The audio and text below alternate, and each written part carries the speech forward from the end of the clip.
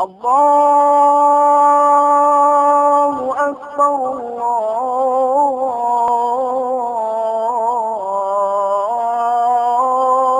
الله أكبر الله أكبر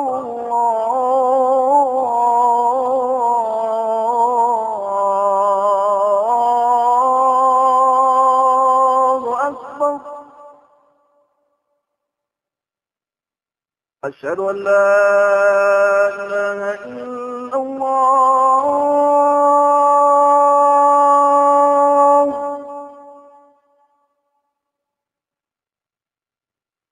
أشهد أن لا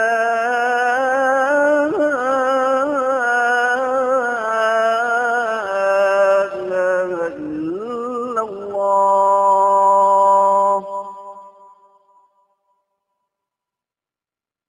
أشهد أن محمدا رسول الله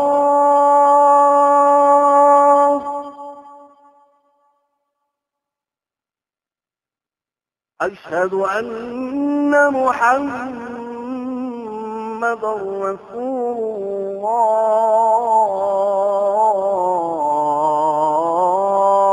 الله حي على الصلاة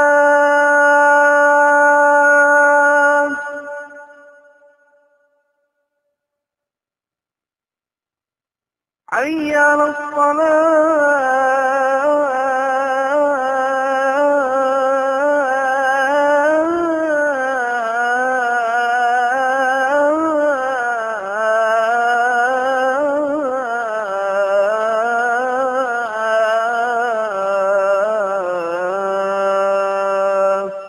إن الحمد لله نحمده ونستعينه ونستغفره ونعوذ بالله من شرور أنفسنا ومن سيئات أعمالنا من يهده الله فلا مضل له ومن يضلل فلا هادي له وأشهد أن لا إله إلا الله وحده لا شريك له وأشهد أن محمدا عبده ورسوله أما بعد فإن خير الحديث كتاب الله وخير الهدي هدي محمد صلى الله عليه وسلم وشر الأمور محدثاتها وكل محدثة بدعة وكل بدعة ضلالة وكل ضلالة في النار رب اشرح لي صدري ويسر لي أمري واحلل عقدة من لساني يفقه قولي رب أعوذ بك من همزات الشياطين وأعوذ بك رب أن يحضرون أعوذ بالله السميع العليم من الشيطان الرجيم والذين يؤذون المؤمنين والمؤمنات بغير ما اكتسبوا فقد احتملوا بهتانا وإثما مبينا. یہ سورۃ الحجرات سورۃ الاحزاب آیت 58 ہے. سورۃ الاحزاب آیت 58. اس صورت میں اللہ رب العزت نے انسانی تعلقات اور انسانی معاشرے کی اصلاح کے لیے بہت سارے امور بیان فرمائے ہیں، اور نہ صرف یہاں بلکہ قرآن کریم کے متعدد مقامات پر انسانی تعلقات کو استوار کرنے کے لیے اللہ نے بہت ساری ہدایات دی ہیں. چنانچہ سورۃ الحجرات جو کہ 26ویں سپارے میں ہے، اس صورت میں اللہ رب العزت نے آداب نبوی، آداب زندگی، بہت ساری چیزیں، چھوٹی سی صورت، چند آیات، لیکن اللہ رب العزت نے وہاں چھوٹی ہونے کے باوجود آداب کی بہت بڑی فہرست اللہ رب العزت نے گنوا دی ہے. اس فہرست میں ایک چھوٹا سا ٹکڑا ہے انما المومنون اخوہ. تمام مومن آپس میں بھائی بھائی ہیں، تمام مومن آپس میں بھائی بھائی ہیں، اور جو آپس میں بھائی بھائی ہوں گے ظاہر ہے کہ انہیں آپس میں ایک دوسرے کا خیال رکھنا ہوگا، ایک دوسرے کو اذیت دینے سے بچنا ہوگا. بلکہ نبی اکرم صلی اللہ علیہ وسلم نے مواخات کا سلسلہ بھائی چارے کا سلسلہ ایک ایسا انداز اختیار فرمایا کہ جب آپ مکہ مکرمہ سے ہجرت کر کے مدینہ منورہ گئے تو پوری تاریخ انسانی میں شاید ایسا کوئی واقعہ پیش نہیں آیا ہوگا جو نبی اکرم صلی اللہ علیہ وسلم نے سر انجام دیا۔ مکہ والا ایک آدمی اور مدینہ منورہ کا ایک آدمی، دونوں کو آپس میں بھائی بنا دیا۔ آباد کاری کا مسئلہ، بنیادی ضروریات زندگی کا مسئلہ اور اس طرح کے مادی اور مالی معاملات کو حل کرنے کے لیے نبی صلی اللہ علیہ وسلم نے یہ اقدام فرمایا، اور اس کا اتنا بہترین نتیجہ نکلا کہ وہ لوگ جو مکہ کو چھوڑ کر اپنے گھر بار، اپنے رشتہ دار، عزیز و اقارب، اپنی جائیدادیں، حتیٰ کہ اپنے بال بچے تک چھوڑ کر آئے تھے، ان کا ایک ایسا ماحول قائم ہو گیا کہ ان کو بہت ساری اذیتیں جو مشرکین مکہ نے دی تھیں، بہت ساری پریشانیاں اللہ رب العزت نے اس طریقہ سے دور فرما دی۔ مومن کا بھائی ہے، انما المومنون اخوہ، اور فرمایا کہ مومن مرد ہو یا عورت یہ آپس میں ایک دوسرے کو اذیت نہ دیں۔ والذین یؤذون المؤمنین والمؤمنات بغیر ما اکتسبوا، وہ لوگ جو مومن مردوں کو اور مومن عورتوں کو بغیر کسی وجہ کی اذیت پہنچاتے ہیں، بغیر کسی سبب کے، کسی نے تہمت لگا دی، اپنے اندر کی جلن، اپنی کوئی ذاتی تکلیف، ذاتی عناد، آدمی میں گناہ نہیں ہے، عورت گناہ گار نہیں ہے، لیکن الزام لگا دیا تاکہ لوگوں میں اس کو بدنام کر دوں۔ سورہ احزاب آیت 56 میں اللہ رب العزت نے ارشاد فرمایا، آیت 58 والذین یؤذون المؤمنین والمؤمنات بغیر ما اکتسبوا، وہ لوگ جو مومن مردوں اور مومن عورتوں پر تہمتیں لگاتے ہیں، فقد احتملوا بہتانا و اثما مبینا، وہ بہت ہی بڑا بہتان اور بہت ہی بڑا گناہ، کھلا گناہ کماتے ہیں۔ اور بہتان کیا ہے؟ نبی اکرم صلی اللہ علیہ وسلم نے اپنے صحابہ کرام رضی اللہ عنہم کے مابین غیبت کے بارے میں بات کی تو صحابہ کہتے ہیں، یا رسول اللہ، اگر جن باتوں کے بارے میں کوئی مسلمان کسی دوسرے کے بارے میں بات کر رہا ہے، اس میں فلاں عیب ہے، اس میں فلاں کمی ہے، اس میں فلاں کوتاہی ہے، اگر وہ چیزیں اس میں واقعی پائی جائیں تو کیا پھر بھی غیبت ہوگی؟ تو نبی صلی اللہ علیہ وسلم ارشاد فرماتے ہیں کہ پھر ہی تو غیبت ہوگی۔ اگر اس میں وہ عیب ہیں اور تم دوسروں کے سامنے اس کی عدم موجودگی میں وہ باتیں کرتے ہو تو یہ غیبت ہے، اور اگر وہ عیب اس میں پایا ہی نہیں جاتا تو پھر تم نے اس کی غیبت نہیں کی، بلکہ فقد بہتہ، تو نے تو اس پر بہتان لگا دیا۔ عیب پایا ہی نہیں جاتا، بغیر ما اکتسبوا، اس میں گناہ نہیں ہے، اور عیب لگا دیا، نتیجہ یہ کہ تم نے بہتان لگایا، اور بہتان کی آخرت میں سزا اسم مبینہ، یہ کھلا ہوا گناہ، اور اس کی اس دنیا میں بھی سزا موجود ہے۔ اگر کوئی کسی پر بہتان لگائے اور گواہی کے ساتھ اپنی اس بات کو ثابت نہ کر سکے، اس کی سزا مومنوں کے درمیان کھڑے کر کے 80 کوڑے ہیں، اس کو 80 کوڑے مارے جائیں گے تاکہ آئندہ وہ اپنی زبان پر کنٹرول رکھنے کا عادی ہو جائے، اور آئندہ اس کی گواہی قبول نہیں ہوگی۔ کورٹ کچہری میں کسی ضروری معاملہ میں آئندہ اس کی گواہی نہیں لی جائے گی، کیونکہ یہ بہتان بازی کرنے والا، تہمت ترازی کرنے والا آدمی ہے، اس کی گواہی قابل قبول نہیں ہوگی۔ آدمی کی گویا کہ شخصیت بالکل ختم ہو گئی۔ ایسا گناہ کہ جس سے آدمی کی گواہی قبول نہ کی جائے، گویا کہ اس کی پرسنالٹی، اس کی آئیڈینٹی مسلمانوں میں سے غائب ہو گئی۔ اسلام نے بہت سارے ایسے طریقے، بہت سارے انداز ہمیں بتائے ہیں کہ مومن آپس میں بھائی ہیں، نہ یہ بہتان ترازی کرتے ہیں، نہ یہ الزام تراشی اور تہمت ترازی کرتے ہیں، بلکہ انما المؤمنون اخوہ، یہ تو آپس میں بھائی بھائی ہیں۔ اور نبی اکرم صلی اللہ علیہ وسلم جو اذیت پہنچاتے ہیں مومن مردوں کو اور مومن عورتوں کو، نبی صلی اللہ علیہ وسلم کی سیرت گرامی کا اگر تھوڑا سا مطالعہ کیا جائے تو پتہ چلتا ہے کہ کسی کو جان بوجھ کر تکلیف پہنچانا، الزام لگانا، گالی گلوچ کرنا یا اذیت کا باعث بننا جان بوجھ کر تو بڑی دور کی بات۔ نبی صلی اللہ علیہ وسلم تو عبادت کے دوران بھی چاہتے تھے کہ میں کسی کو اذیت نہ پہنچاؤں۔ صحیح بخاری و مسلم میں حدیث موجود ہے، نبی صلی اللہ علیہ وسلم ارشاد فرماتے ہیں ارید ان اطول الصلاۃ، میں نماز پڑھنا چاہتا ہوں اور میرا ارادہ ہوتا ہے کہ آج میں تلاوت لمبی کروں گا، فاسمع بکاء الصبی، اور پھر میرے کانوں میں کسی بچے کے رونے کی آواز پڑتی ہے، میں تلاوت کو مختصر کر کے نماز کو مختصر پڑھا کر ختم کر دیتا ہوں۔ کیوں؟ نبی صلی اللہ علیہ وسلم ارادہ لے کے کھڑے ہوئے کہ میں آج لمبی تلاوت کروں گا، بچے کے رونے کی آواز سنی، فوراً تلاوت مختصر کر دی، مختصر نماز پڑھائی اور سلام پھیر دی۔ کہتے ہیں، فرماتے ہیں کہ مجھے معلوم ہے اس بچے کے رونے سے اس کی ماں پر کیا گزر رہی ہوگی،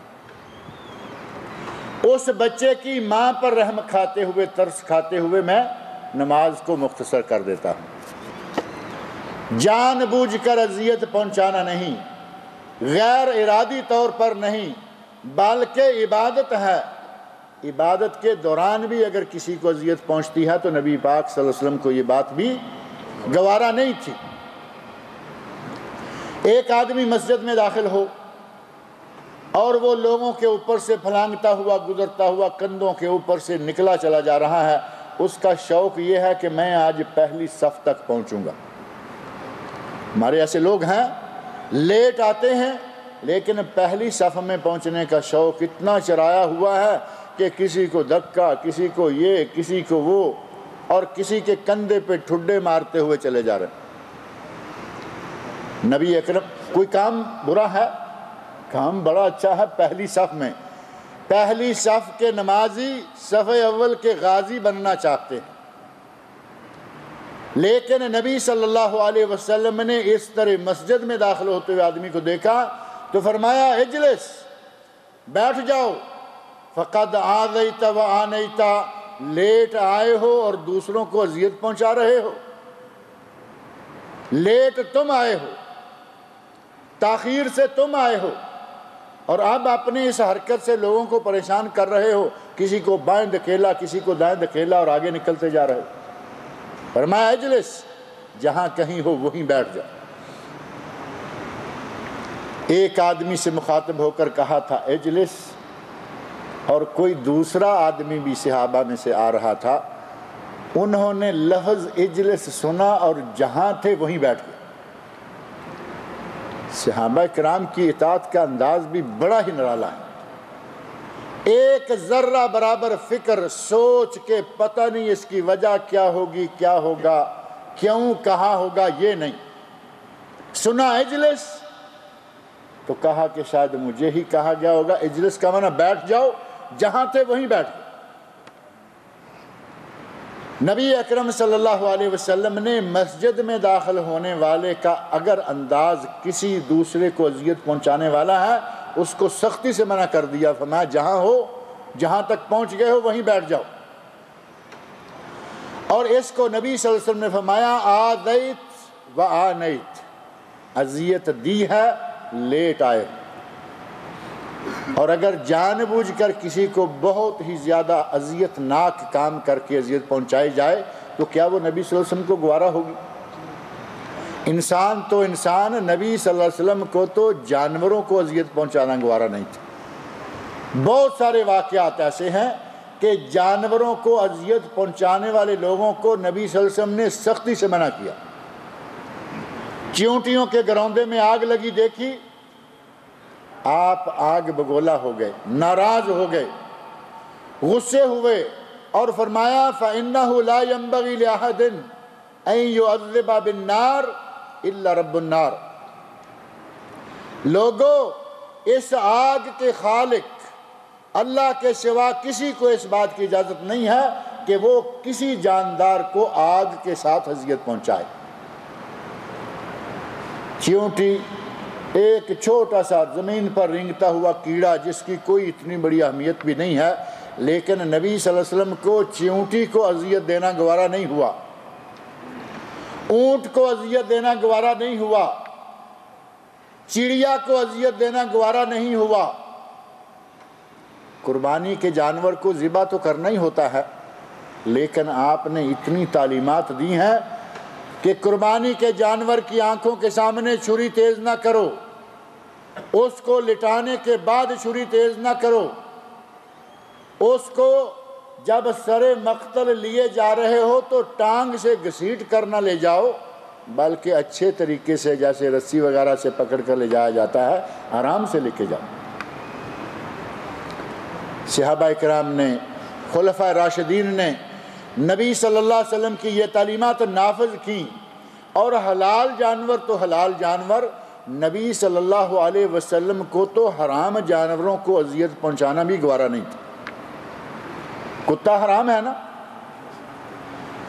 صحیح بخاری، بنی اسرائیل کی عورت، اور ایک روایت میں بنی اسرائیل کے کسی آدمی، عورت ہو یا مرد ہو، بلکہ جس میں عورت ہے اس میں ہے کہ گناہ گار، کسبی، فاحشہ عورت، کنویں کے کنارے پر دیکھا کہ کنویں کے کنارے ایک کتا گیلی ریت چاٹ رہا ہے، محسوس کیا کہ یہ پیاس سے مر رہا ہے، اپنا موزہ نکالا، پانی میں ڈال کر موزہ بھر کے نکال کر کتے کو پلایا، کتا دم ہلاتا ہوا بھاگ گیا۔ نبی صلی اللہ علیہ وسلم نے ارشاد فرمایا، اللہ نے اس عورت کے اس عمل کے نتیجہ میں اس کے سارے گناہ معاف کر دیے اور اس کو جنتی کر دیا۔ ایک کتے کی اذیت نبی صلی اللہ علیہ وسلم کو گوارا نہیں ہے، مسلمان کو اذیت پہنچائے، مومن کو اذیت پہنچائے، کیسے گوارا ہوگا؟ اور اگر ایک بلی کو عورت نے مار دیا، صحیح بخاری میں واقعہ یہ بھی موجود ہے، عورت نے بلی کو باندھ کر مار دیا، اسے کھولا نہیں کہ وہ چل پھر کر کہیں ادھر ادھر سے کچھ نہ کچھ کھا لے، اور کھانے کو کچھ دیا نہیں، صرف بلی کو جان بوجھ کر باندھ کر مار دینے کے نتیجہ میں نبی صلی اللہ علیہ وسلم نے فرمایا کہ وہ عورت جہنم میں گئی۔ اور آپ ارشاد فرماتے ہیں، اتقوا الملائن الثلاث، 3 لعنت کا موجب بننے والے کاموں سے بچو، ایسے کام جو دوسروں کے لیے، دوسروں کی طرف سے وہ کرنے والا جو آدمی ہے اس پر لعنت کا سبب بنتے ہیں، ان سے بچو۔ اور وہ کام کیا ہے؟ لوگوں کے راستے میں جو چلتا ہوا راستہ ہے اس راستے پر بول و براز کر دینا،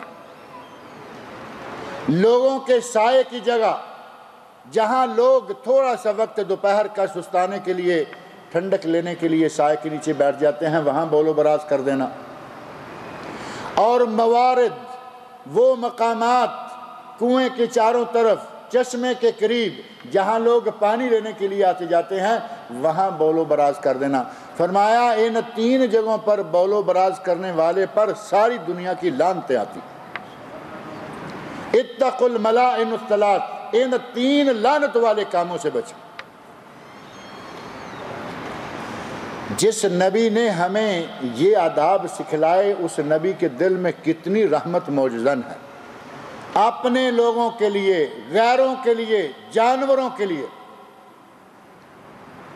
اور بعض کام ایسے ہیں کہ وہ دوسروں کے لیے بلا وجہ قسم کی، وہ دل سے ارادہ نہیں رکھتا لیکن اذیت کا باعث بن جاتے ہیں۔ راستے میں 2-3 آدمی کھڑے ہو گئے، تھوڑا عرصہ پہلے میں یہاں ذکر کر رہا تھا، دیہاتوں میں، ہمارے ملکوں کے شہروں میں یہ عادت ہوتی ہے کہ نوجوان لڑکا کسی اچھی سی جگہ دیکھ کر جہاں سے ہر کسی کو گزرنا، اس کے نزدیک یہ اچھی جگہ ہے، جہاں رکنا، جہاں بیٹھنا منع ہے، اس کے نزدیک وہ اچھی جگہ ہے، اس نے کہا کہ یہاں سے سارے جائیں گے، پردے والی بھی جائے گی، بے پردہ بھی جائے گی، عریاں بھی جائے گی، نیم عریاں بھی جائے گی، یہاں سے سب کو گزرنا ہے، اور آج ہم نے یہاں 1-2 گھنٹہ بیٹھنا ہے دیدار کرنے کے لیے۔ یہ انتہائی شر انگیز ارادہ لے کر کونے پر بیٹھ گیا۔ ایک وہ ہے جس کا ایسا کوئی ارادہ نہیں، لیکن گزرنے والوں کو وہاں سے عورت ہے، با پردہ ہے، شریف عورت ہے، اس کو وہاں قریب سے گزرتے ہوئے اچھا نہیں لگتا کہ 2-4 مرد بیٹھے ہوئے ہیں، میں ان کے پاس سے گزروں۔ نبی اکرم صلی اللہ علیہ وسلم نے ارشاد فرمایا ایاکم والجلوس فی الطرقات، راستوں میں بیٹھنے سے باز آ جاؤ۔ صحابی کہتے ہیں یا رسول اللہ ما لنا بد، ہمارا تو کوئی چارہ ہی نہیں، ہمارے ڈرائنگ روم نہیں ہیں، ہمارے پاس مجلسیں بیٹھ کے نہیں ہیں، ہم کہاں بیٹھیں، ہم تو راستوں میں کہیں بیٹھ کر اپنی بات چیت کر لیتے ہیں۔ نبی اکرم صلی اللہ علیہ وسلم نے ارشاد فرمایا ان ابیتم، اگر تم اب انکار کر رہے ہو، اور یہ انکار خود سری سرکشی کا انکار نہیں تھا، مجبوری کا انکار، اگر تم مجبور ہو اور سمجھتے ہو کہ ہمارا یہاں بیٹھے بغیر گزارا نہیں، بیٹھ جاؤ، لیکن راستے کا حق ادا کرو۔ اور راستے کا حق کیا ہے؟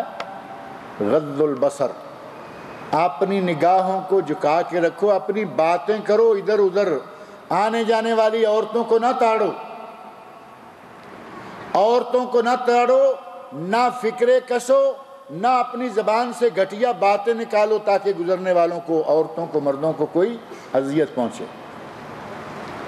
سلام کا جواب دو، جو گزرے سلام کہے، سلام کا جواب دو، نگاہ پہ کنٹرول رکھو، اور راستے میں گری پڑی چیز اگر کوئی نظر آئے تو اس کو اٹھا دو۔ نبی اکرم صلی اللہ علیہ وسلم ارشاد فرماتے ہیں کہ میں معراج کی رات مجھے اللہ نے میری امت کے اچھے اور برے سارے کام دکھائے۔ میں نے اپنی امت کے اچھے کاموں میں سے، اب اچھا کام چاہے کتنا چھوٹا کیوں نہ ہو، وہ نامہ اعمال میں موجود ہوگا اور اس کا ثواب ملے گا۔ فرمایا کہ مجھے یہ دکھایا گیا کہ آپ کی امت کے کسی آدمی نے راستے میں پڑی ہوئی چیز کو ہٹایا تھا، کنکر ہے، پتھر ہے، کوئی جھاڑی ہے، اس کو اٹھا کر دور کر دیا۔ اور مساوی برے کام، فرمایا کہ مجھے چھوٹے سے چھوٹا برا کام بھی بتایا گیا، اگر مسجد میں کسی نے تھوک دیا اور اس کو زمین میں نہیں دبایا تو یہ گناہ بھی مجھے دکھایا گیا۔ اور نبی اکرم صلی اللہ علیہ وسلم نے بعض دفعہ اپنے دستے مبارک سے مسجد میں پڑے کسی نہ کسی جگہ تھوک کو، خشک تھوک کو، پتھر لے کر، کنکر لے کر رگڑا، زائل کیا اور مسجد کو صاف کیا۔ آج کا ماحول تو الحمدللہ ایسا نہیں ہے کہ یہاں مسجد میں کوئی اپنے پاؤں کے نیچے یا ادھر ادھر تھوک سکے۔ نبی صلی اللہ علیہ وسلم ارشاد فرماتے ہیں کہ اگر کسی کو نماز کے دوران تھوکنے کی مجبوری بن جائے تو وہ اپنے پاؤں، بائیں پاؤں کے نیچے تھوکے۔ اور یہ کب کی بات ہے؟ جب ریت تھی، کنکر تھے، پتھر تھے، ان کے اوپر نمازیں پڑھی جاتی تھیں۔ آج تو قالین ہے، کہاں بائیں طرف اور کہاں ادھر اور کہاں ادھر، اب تو وہ معاملہ نہیں۔ لیکن کبھی کبھی آج بھی کچھ لوگ ایسے ہیں، اس حدیث میں ہے کہ نبی صلی اللہ علیہ وسلم نے کعبہ کی طرف والی دیوار پر تھوکا ہوا دیکھا، اور کعبہ کی طرف منہ کر کے تھوکنے سے آپ نے مطلقاً منع فرما دیا۔ حتیٰ کہ ایک امام مسجد کو نبی صلی اللہ علیہ وسلم نے کہیں دائیں اپنے کعبہ کی طرف تھوکتے ہوئے دیکھ لیا تو آپ نے فرمایا لا یصلی لکم، آج کے بعد یہ تمہیں نماز نہ پڑھایا کرے۔ اسے اتنا بھی معلوم نہیں کہ کعبے کا کتنا احترام ہے، کعبے کا کتنا مقام ہے۔ لا یصلی لکم، آج کے بعد یہ تمہاری امامت نہ کروائے۔ غرض یہ کہ نبی صلی اللہ علیہ وسلم نے کسی ایک طریقہ سے نہیں، انسان کی زندگی میں آنے والے مختلف مواقع اور مختلف انداز، ان میں ہر قدم پر یہ ہدایت فرمائی کہ مومنوں کو، مسلمانوں کو آپس میں ایک دوسرے کو تکلیف نہیں دینی چاہیے۔ المسلم من سلم المسلمون من لسانہ و یدہ، مسلمان وہ ہے جس کی زبان اور اس کے ہاتھ سے دوسرے مسلمان محفوظ رہیں۔ ہماری زبان بھی کینچی کی طرح چلتی ہے 24 گھنٹے، جب تک جاگ رہے ہیں کسی کی غیبت، کسی کو گالی، کسی کو یو، کسی کو وہ، اور جب ہوش و حواس میں چلتے پھرتے ہوں تو ہاتھ بھی چلتے رہتے ہیں۔ نبی اکرم صلی اللہ علیہ وسلم نے پوچھا اتدرون من المفلس یوم القیامہ، جانتے ہو کہ قیامت کے دن مفلس کون ہوگا، غریب مسکین کون ہوگا؟ صحابہ کرام رضی اللہ عنہم نے سادگی سے کہا مفلس تو یا رسول اللہ وہ ہوتا ہے من لا درہم لہ ولا دینار، جس کے پاس کوئی پائی پیسہ نہ ہو وہ مفلس۔ آپ نے فرمایا مفلس وہ ہے یاتی یوم القیامہ، جو قیامت کے دن آئے گا، نمازیں پڑھی ہوں گی، روزے رکھے ہوں گے، زکاتیں دی ہوں گی، صدقات و خیرات کیے ہوں گے، فیاتی قد ضرب ھذا وشتم ھذا وقذف ھذا وسفک دم ھذا، اس کو مارا ہوگا، اس کو گالی نکالی ہوگی، اس پر تہمت لگائی ہوگی، اس کا خون بہایا ہوگا۔ قیامت کے دن وہ نیکیوں کا ڈھیر لے کر آئے گا، اللہ رب العزت اس کے جو حقدار ہیں ان کے مابین انصاف کرنے کے لیے شروع کرے گا، اس کو گالی دی تھی اس کو اتنی نیکیاں دے دو، اس کو مارا تھا اس کو اتنا کر دو، حقدار آتے جائیں گے، اپنا حق مانگتے جائیں گے، لیتے جائیں گے، نیکیوں کا ڈھیر ختم ہو جائے گا۔ نبی اکرم صلی اللہ علیہ وسلم ارشاد فرماتے ہیں کہ اب ان لوگوں کے گناہ، ابھی کچھ لوگ مطالبے والے باقی ہیں، اس کی نیکیاں ختم ہو گئیں، اب ان لوگوں کے گناہ لے لے کر اس کے کھاتے میں ڈالے جائیں گے اور اس کا گناہوں کا کھاتا بڑا لمبا ہو جائے گا، اس کے بعد اٹھا کر اس کو جہنم میں پھینک دیا جائے گا۔ فرمایا کہ مفلس میری امت کے لوگوں میں سے یہ آدمی مفلس ہو، یا صحیح معنوں میں مفلس یہ ہے۔ نبی صلی اللہ علیہ وسلم کے پاس شکایت آئی، اب دیکھیں آپ اذیت کو روکنے کے لیے کس کس جگہ پر کس کس انداز سے ہدایت فرما رہے ہیں۔ صحابی مسجد میں آیا، حضرت معاذ بن جبل رضی اللہ عنہ امام مسجد ہیں، جماعت کرانے لگے، ایک نوجوان آدمی نے آ کے ساتھ نماز شروع کی، تھوڑی دیر دیکھا کہ یہ تو لمبی صورت شروع کر دیے ہیں اور ان کی عادت ہے یہ صورت پوری کرتے ہیں، مجھے کہیں کام ہے، سلام پھیرا، دوسری طرف گئے، اپنی نماز اکیلے نماز پڑھی اور نکل گئے۔ حضرت معاذ رضی اللہ عنہ نے جب یہ دیکھا تو فرمایا کہ یہ منافق ہے۔ ظاہر غصہ آیا ہوگا کہ اس نے میری امامت میں نماز مکمل کیوں نہیں کی، فرمایا کہ یہ منافق ہے۔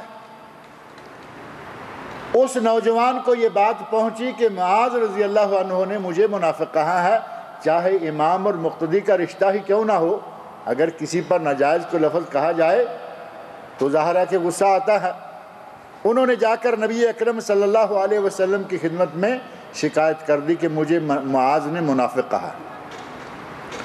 نبی صلی اللہ علیہ وسلم نے دونوں کی بات سنی اور فرمایا افتانن یا معاذ، اے معاذ کیا لوگوں میں فتنہ پیدا کرنا چاہتے ہو؟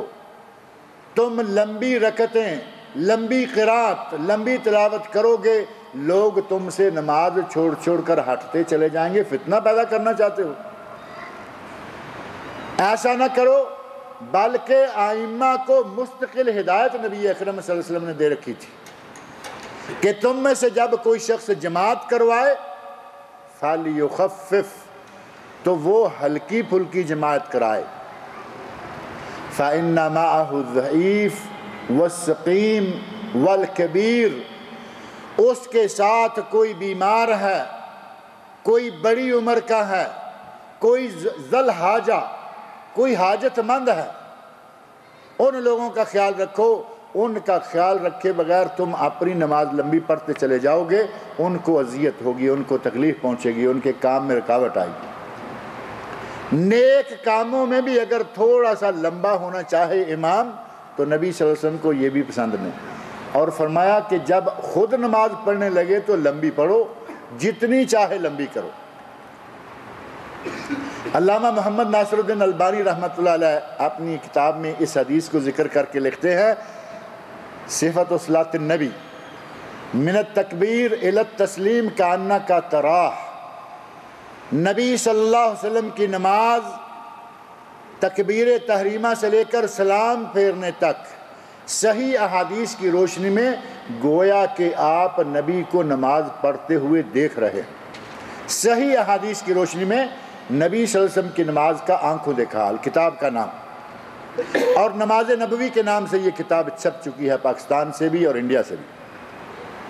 مولانا محمد صادق خلیل ہمارے استاد محترم ہیں پاکستان میں، انہوں نے ترجمہ کیا، اور مولانا عبد الباری یہ ہندوستان میں ہے، انہوں نے ہندوستان میں دونوں جگہ کتاب چھپ چکی ہے، اور دونوں جگہ کتاب کا نام نماز نبوی ہی ہے۔ علامہ البانی رحمۃ اللہ علیہ لکھتے ہیں کہ آج اماموں کا معاملہ اس حدیث کے بالکل الٹ چل رہا ہے۔ جب یہ امامت کرواتے ہیں تو لمبی رکعتیں پڑھتے ہیں، جب اکیلے پڑھتے ہیں تو چھوٹی پڑھتے ہیں۔ نبی نے کیا فرمایا؟ اکیلے پڑھو تو چاہے جتنی لمبی پڑھ لو، امامت کرواؤ تو چھوٹی، اور معاملہ انہوں نے الٹا دیا۔ اب یہ گنگا الٹی بہہ رہی۔ نماز میں امامت کروانے میں خود نبی اکرم صلی اللہ علیہ وسلم نے کتنا خیال رکھا مقتدیوں کا، اور نبی صلی اللہ علیہ وسلم کی ہدایات، قرآن کریم کے ارشادات مومن کو مومن تکلیف پہنچائے، نہ یہ بات اللہ کو گوارا پسند ہے، نہ یہ نبی اکرم صلی اللہ علیہ وسلم کو پسند ہے۔ اور تکلیف دینے کے انداز ہمارے یہاں بے شمار ہیں۔ مارکیٹ میں جائیے، آپ کو وہاں تکلیف دینے کی بہت ساری شکلیں نظر آئیں گی۔ کم تولنا یہ گاہک کے لیے تکلیف دہ ہے یا نہیں؟ آپ نے ایک کلو یا 5 کلو چیز لی، گھر گئے تو 4.5 کلو نکل آئی۔ آپ نے کپڑا خریدا 5 میٹر، گھر گئے تو 4.5 پونے 5۔ وہ یہ چھوٹی چھوٹی تکلیفیں پہنچانے والے۔ اور ایک وہ ہیں کہ آپ بہترین انگوروں کا گچھا اٹھا کے کہتے ہیں کہ بھئی یہ ہمیں 2-3 گچھے آگے رکھے، 2 کلو انگور دے دیں۔ اس نے نیچے سے لفافہ اٹھایا، آپ کے 2 کلو یا 1.5 کلو کے یہ گچھے ڈالے، گھر میں جا کے کھولیں کہ میں تو انگور کے گچھے لایا تھا، نیچے پھٹے ہوئے اتنے دانے کہاں سے آ گئے؟ اتنی ہاتھ کی صفائی سے لفافہ پہلے سے تیار نیچے رکھا ہوتا ہے، اس میں ٹوٹے پھوٹے دانے ڈالے ہوئے ہیں، کچرا ڈالا ہوا ہے۔ جب کہ آدمی دیتا ہے تو ایک گچھا وہاں سے اٹھا کے ایسے طریقے سے ڈالا، پتہ ہی نہیں چلنے دیا گاہک کو کہ ہمیں کیا مل رہا ہے۔ وہ تو جب جا کے کھول کے دیکھا تو پتہ چلا کہ نیچے سے کیا نکلا۔ اگر اپنے گھر میں دیکھا تو اذیت، اور اگر کہیں مہمان جا رہا ہے کسی کے گھر میں لے گیا تو کہیں گے کہیں سے اونے پونے میں سستا شاید اٹھا کے لے آیا۔ اور ایک بڑا عجیب انداز اذیت پہنچانے کا ہے تناجش۔ لا تناجشو، نبی صلی اللہ علیہ وسلم نے فرمایا لا تحاسدو، آپس میں حسد نہ کرو۔ حسد میں آ کے کسی کی چیز کو اتنا دیکھا کہ سامنے والی چیز اگر بے جان ہے تو ٹوٹ جائے، اور اگر جان ہے تب بھی ٹوٹ جائے۔ خوبصورت بچہ دیکھا، ہماری زبان سے ماشاءاللہ تبارک اللہ جاری نہیں ہوتا، کہا کہ کتنا پیارا بچہ ہے، وہ گھر جانے تک بچہ بیچارہ لوٹ پوٹ ہو رہا ہے، نظر کھا گئی صاحب بادر کی۔ جبکہ قرآن کریم میں اللہ رب العزت نے اور احادیث میں نبی صلی اللہ علیہ وسلم آیا ہے کہ جب کوئی چیز دیکھو تو ماشاءاللہ کہو۔ عربوں کی اچھی باتوں میں سے ایک بہترین بات یہ ہے کہ کوئی اچھی چیز دیکھیں گے یہ ماشاءاللہ تبارک اللہ کئی مرتبہ بار بار بچہ دیکھا ہے ماشاءاللہ تبارک اللہ ماشاءاللہ تبارک اللہ، بعد میں جا کے پوچھیں گے کہ تمہارا ہے یا پوتا ہے یا کون ہے۔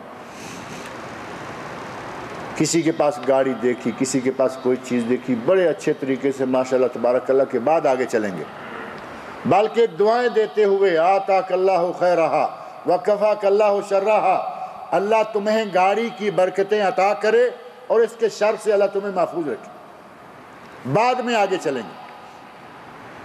ہمارے یہاں وہ سلسلہ ہی نہیں ہے۔ بے نجش جس سے نبی صلی اللہ علیہ وسلم نے روکا ہے، ہمارے یہاں وہ ہر جگہ جہاں کہیں نیلامی بولی چل رہی ہے وہ ہوتی ہے۔ اور بے نجش کیا ہے؟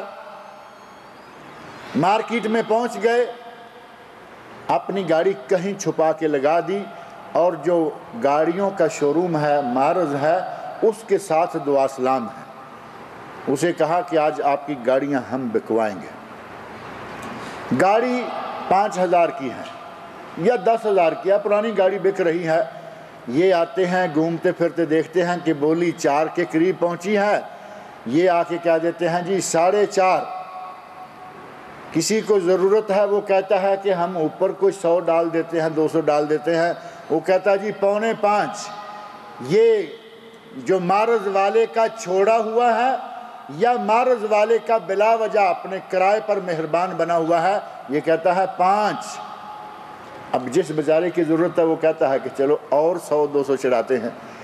یہ اس کی قطعاً نیت نہیں ہے کہ میں یہ گاڑی خریدوں گا، کیونکہ یہ تو خریدنے نہیں آیا، یہ تو محض گناہ کمانے کے لیے آیا ہے۔ 4 پیسے کما کے لے جائے گا اور گناہوں کی گٹری بھی اٹھا کے لے جائے گا۔ اس نے 5.5-6 کرتے کرتے 5,000 کی گاڑی ضرورت مند کو 7-8 میں ڈال دی۔ یہ بے نجس ہے، بغیر خریدنے کے ارادہ کے بولی چڑھائے چلا جانا تاکہ سامنے والے کو چیز مہنگی بکے۔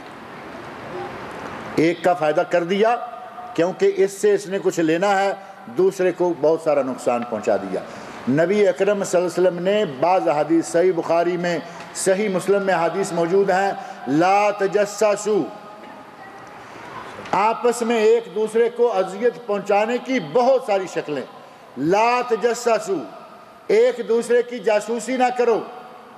ولا تحاسدوا، آپس میں حسد نہ کرو۔ ولا تباغضوا، آپس میں بغض، کینہ اور ایک دوسرے سے نفرت نہ کرو۔ ولا تناجشوا، ولا تدابروا، ایک دوسرے کی طرف پشت کر کے نہ چلو۔ یہ پشت کر کے تدابر، ایک دوسرے کی طرف پشت کرنا کیا ہے؟ اگر 2-4 آدمی چل رہے ہوں تو ایک دوسرے کی طرف پشت تو آٹومیٹک ہو جاتی ہے۔ یہاں یہ مراد نہیں ہے، مراد یہ ہے کہ چلتے ہوئے دیکھا کہ سامنے سے ہمارا فلاں آ رہا ہے، اس سے تو ہماری بول چال بند ہے، اب منہ چھپا کے کہیں ادھر سے ہو کے گزر رہا ہے، کہیں ادھر سے ہو کے گزر رہا ہے۔ ایک مسلمان کے مسلمان پر جو 6 حق ہیں، للمسلم علی المسلم 6، مسلمان کے مسلمان پر 6 حق ہیں۔ ان 6 حقوق میں سے ایک یہ ہے کہ وہ سلام کہے تو اس کے سلام کا جواب دو۔ آگے والے کئی حقوق تو ہمیں یاد ہیں، اگر مومن دعوت دے تو دعوت کو قبول کرو، یہ بڑا یاد رکھا ہوا ہے ہم نے، کیونکہ دعوت نہیں ٹھکرانا۔ اس دعوت سے پہلے بھی کچھ حقوق ہیں، ان میں سے ایک یہ ہے کہ مسلمان کا حق ہے رد السلام۔ جب وہ سلام کہے تو اس کے سلام کا وعلیکم السلام، وعلیکم السلام ورحمۃ اللہ، وعلیکم السلام ورحمۃ اللہ وبرکاتہ جواب دو۔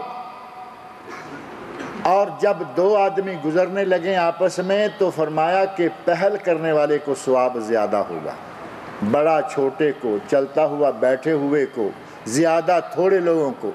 سلام کرنے کے آداب بھی نبی صلی اللہ علیہ وسلم نے بتائے۔ یہ سلام کرنے کی بجائے، سلام سننے کی اور جواب دینے کی بجائے منہ ادھر ادھر کر کے نکل جاتا ہے۔ اگر کہیں بیٹھنے کی نوبت آ جائے کہ مجبوراً بیٹھنا ہے، کبھی کسی کے یہاں تعزیت کرنے کے لیے چلے گئے، کسی کی شادی میں چلے گئے، ہم وہاں تو اکٹھے ہیں لیکن یہ اس کی طرف پشت کر کے بیٹھ رہا ہے، جان بوجھ کر کہ کہیں سامنا نہ ہو، آنکھیں 4 نہ ہوں، کوئی سلام علیک نہ کرنا پڑ جائے۔ نبی اکرم صلی اللہ علیہ وسلم نے مسلمانوں کے اچھے تعلقات، مسلمانوں کے تعلقات کو بہتر بنانے کے لیے بہت ساری ہدایات اور بہت ساری تعلیمات دیں۔ ان تعلیمات میں سے جہاں کہیں بھی کسی کو اذیت پہنچانے کی نوبت آتی ہے، آپ نے فرمایا کہ اذیت نہ پہنچائے۔ کسی کے ہاتھ میں تلوار ہو، ننگی لے کے نہ چلو۔ کسی کے ہاتھ میں نیزہ ہے، نبی صلی اللہ علیہ وسلم ارشاد فرماتے ہیں کہ جس کے ہاتھ میں نیزہ ہو، اگر وہ ہماری مسجد میں آئے یا ہمارے بازار میں داخل ہو تو وہ اپنے نیزے کی انی، جو سامنے والا کنارہ ہے جو کسی کو لگ سکتا ہے، اس انی کو اپنے ہاتھ میں پکڑ کر رکھے۔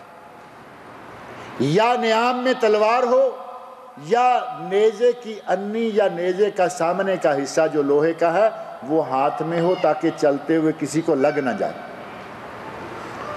اور اسلحہ اٹھانا، کسی کو دکھانا، نبی صلی اللہ علیہ وسلم نے سختی سے منع کیا کہ ایسے ہی ہنستے ہوئے بھی کبھی ایسا نہ چاقو کھولا اور کہا کہ ماروں.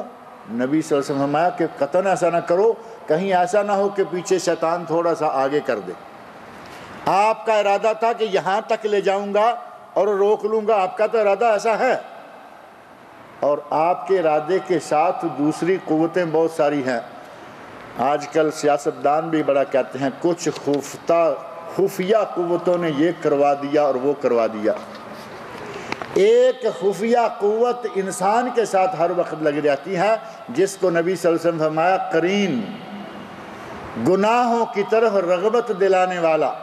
فرمایا کہ ہر انسان کے ساتھ قرین موجود ہے. کہیں ایسا نہ ہو کہ تم چھری لے کر اشارہ کر رہے ہو، وہ پیچھے سے کوہنی کو ذرا سا لگائے گا، چھری پیٹ میں جا نکلے گی. فرمایا قطعاً ایسا نہ کرو. اور صرف ڈرانے کے لیے یا محض کھیلنے ہنسی کھیل کی نظر سے من حمل علینا السلاح فلیس منا، اگر کسی نے ہم پر اسلحہ اٹھایا تو ہم میں سے نہیں.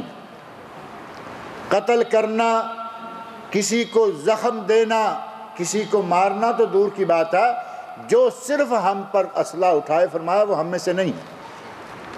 نبی صلی اللہ علیہ وسلم نے مسجدوں میں آنے کے لیے، بازاروں میں جانے کے لیے، نماز پڑھنے اور پڑھانے کے لیے، مختلف مواقع کے لیے بہت ساری ہدایت ہمیں دی ہیں. اور نبی اکرم صلی اللہ علیہ وسلم کے صحابہ نبی صلی اللہ علیہ وسلم کے ماننے والے کسی بھی وقت کسی کو بھی اذیت نہیں دیتے. بلکہ سورہ فتح میں اللہ نے فرمایا ہے محمد الرسول اللہ والذین معہ اشداء علی الکفار رحماء بینہم. مومن مسلمان اگر سخت ہوتے ہیں تو صرف کافروں پر. رحماء بینہم، آپس میں بڑے نرم. اور اب معاملہ یہاں بھی الٹا پڑا ہے. امام امامت کروانے میں الٹ ہو گئے. لوگوں کو پڑھائیں تو لمبی رکعتیں، خود پڑھیں تو چھوٹی رکعتیں. مسلم امہ من حیث الامت الٹی پڑی. کافروں کے لیے نرم، ان کے سامنے بچ بچ کر جانے والے، اور آپس میں مسلمانوں کے لیے ڈنڈا اٹھا کے چلنے والے. قرآن کریم میں اللہ رب العزت نے فرمایا کہ میرے نبی محمد رسول اللہ صلی اللہ علیہ وسلم اور جو لوگ ان کے ساتھ ہیں وہ آپس میں نرم ہیں، کفار کے لیے گرم ہیں. آپس میں نرم، کفار کے لیے سخت. آپس میں ریشم کی طرح نرم اور کفار کے لیے فولاد کی طرح سخت. اذلۃ علی المؤمنین اعزۃ علی الکافرین، سورہ مائدہ آیت 54. مومنوں کے لیے بڑے ہی نرم اور کافروں کے لیے بڑے غالب اور سخت.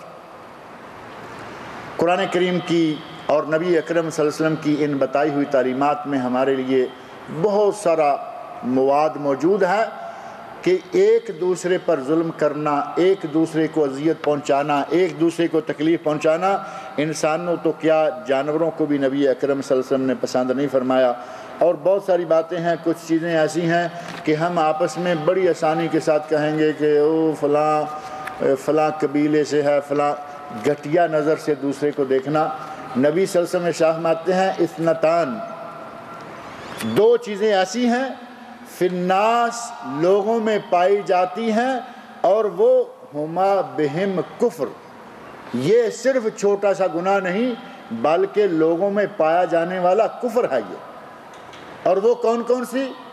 الطعن فی النسب، کسی کے نسب میں طعن کرنا، والنیاحہ علی المیت، اور میت پر نوحہ خوانی اور بین کرنا.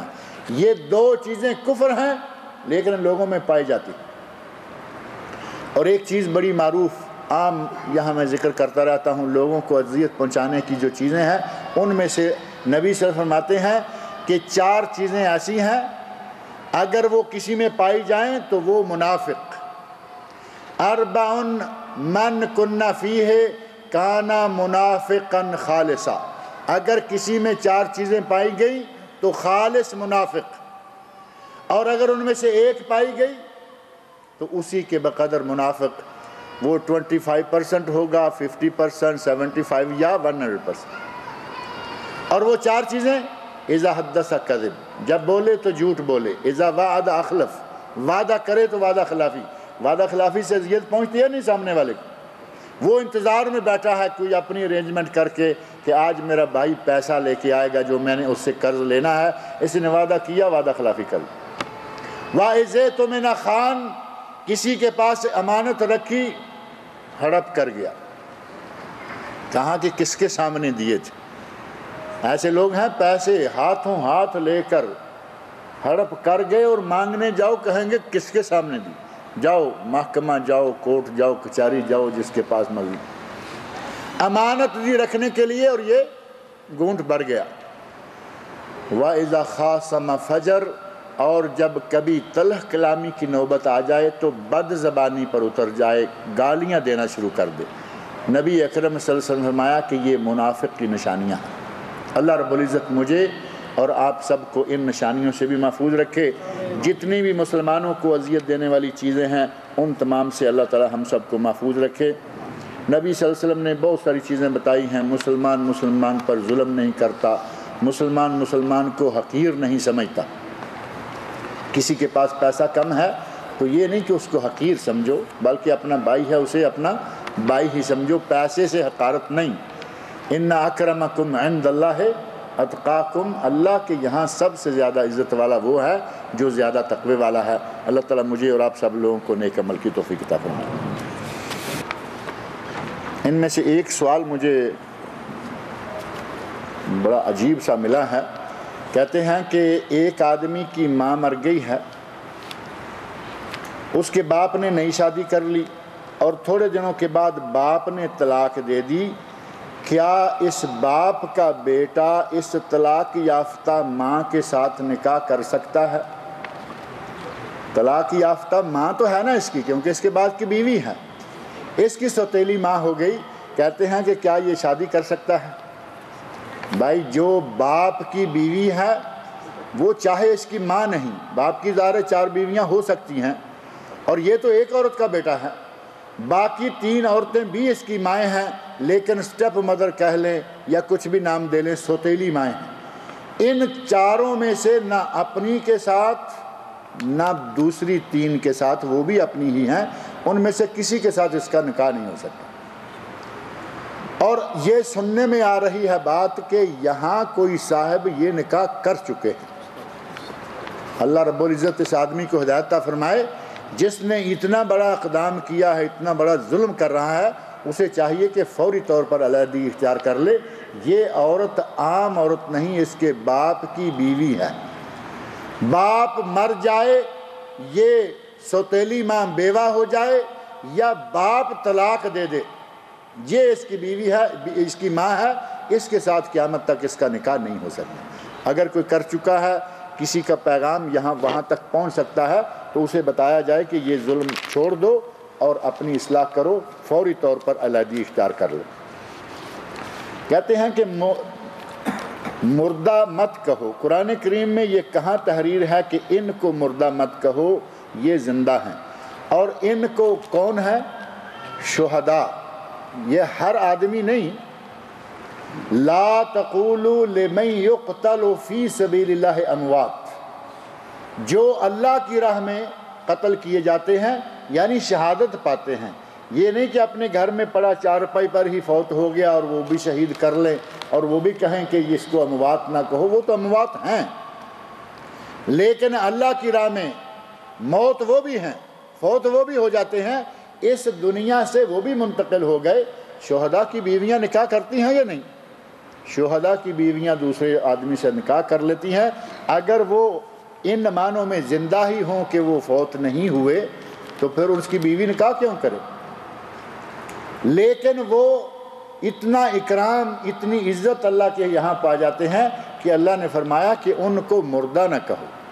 لا تقولوا لمن يقتل فی سبیل اللہ اموات بل احیاء، بلکہ وہ زندہ ہیں لیکن ان کی زندگی کا تم شعور نہیں رکھتے، ان کو رزق بھی دیا جاتا ہے، لیکن یہاں ایک لفظ ہے عند ربہم یرزقون، وہ اپنے رب کے پاس رزق دیے جاتے ہیں، تمہارے پاس نہیں۔ گویا کہ اس دنیا سے وہ منتقل ہو چکے، رخصت ہو چکے۔ یہ قرآن کریم کی آیت ہے، اور یہاں کہا گیا ہے کہ ان شہداء کو مردہ نہ کہو۔ کہتے ہیں کہ کیا سارے نیک صالح لوگ اس میں شامل ہیں؟ نیک صالح پارسا لوگ اگر اپنے گھر میں اپنی چارپائی پر طبی موت مریں تو وہ اس میں شامل نہیں ہیں۔ یہ لمن یقتل فی سبیل اللہ اموات، جو اللہ کی راہ میں شہید ہوں، یہ ان کے لیے ہے۔ کیا حائضہ عورت کسی ایسی کتاب کو پڑھ سکتی ہے جس میں قرآن کے کچھ الفاظ بھی ہوں؟ اور روزہ کتنے سال سے فرض ہے؟ کتنے سال سے فرض ہے؟ روزہ 1400 سال سے فرض۔ موٹا سا حساب تو یہ کر سکتے ہیں، باریکی میں نہیں جاتے۔ کتنے سال کی عمر؟ اچھا، کتنے سال کی عمر میں کتنے سال سے فرض ہے؟ میں نے کہا اگر سالوں کی بات ہے تو 1400 سال تک ہو گئی بات۔ کتنے سالوں سے؟ نبی صلی اللہ علیہ وسلم فرماتے ہیں رفع القلم عن ثلاث، 3 آدمیوں سے قلم اٹھا لی گئی ہے، اور ان 3 آدمیوں میں سے ایک ہے الصبی حتی یبلغ یا حتی یحتلم، بچہ جب تک کہ وہ بالغ نہ ہو جائے۔ روزہ فرض ہوگا بچے پر جب وہ بالغ ہو جائے، بچی اور بچے پر۔ لیکن صحابہ کرام رضی اللہ عنہم نے ہمیں ایک انداز بتایا، اور یہ بتایا کہ بچہ جب روزہ رکھنے کی صلاحیت، اہلیت اختیار کر لے، چاہے وہ 4 6 8 سال کا ہی کیوں نہ ہو، اس کو روزہ رکھوانا شروع کر دیا جائے۔ صحابہ کرام اپنے بچوں کو روزہ رکھواتے، عصر کا وقت ہوتا تو بچے بھوک کی وجہ سے رونا شروع کر دیتے۔ عصر کے وقت تک بھوک شروع ہو جاتی ہے۔ اگر آج کل کا روزہ ہو گرمیوں کا، عصر تک تو بڑے بھی روئیں نہیں تو کم از کم ٹھنڈے ٹھنڈے سایوں میں گھومتے پھرتے نظر آئیں گے۔ بچہ اگر عصر کے بعد رونا شروع کرے تو صحابہ کہتے ہیں، صحابیات کی حدیثیں موجود ہیں کہ ہم بچے کے لیے کھلونا بناتے، روئی کا، اون کا، یہ وہ کا کھلونا بناتے اور اس کو دیتے، تاکہ اب عصر سے لے کر مغرب تک کے جو 2 گھنٹے ہیں یہ کھیل کود میں ذرا تھوڑا بہل جائے اور اس کا روزہ مکمل ہو جائے۔ صحابہ کرام اتنی کم عمر کے بچے کو روزہ رکھوا رہے ہیں جو شام کو رونا شروع کر دے، اور ہمارے 15 16 17 سال کا ہٹا کٹا نوجوان لڑکا ہے، صرف امتحان چل رہے ہیں تو کہیں گے نہیں بیٹا تم چھوڑو تمہارے امتحان چل رہے ہیں، تم روزہ نہیں رکھو۔ یہ ایسے جیسے اس نے اس کی قبر میں جانا۔ اپنے بیٹے کو جان بوجھ کر، جب کہ وہ بالغ ہو چکا ہے، لڑکی ہے لڑکا ہے، تم روزہ نہیں رکھو، تمہارے ایگزام چل رہے ہیں، ایگزام میں تو پتہ نہیں پاس ہوگا یا نہیں، آگے سے اس کو فیل کرنے کے لیے ہمارے والدین خود لگے ہوئے ہوتے ہیں۔ 15 سال حد ہے، اور اگر کسی کی داڑھی مونچھ 15 سے پہلے شروع ہو جائے، احتلام حیض پہلے شروع ہو جائے، جب شروع ہو جائے کوئی علامت بلوغت کی، اس کے ساتھ ہی روزہ فرض ہو جاتا ہے، اور اس کے ساتھ ہی ساری مسئولیات اور ذمہ داریاں فرض ہو جاتی ہیں۔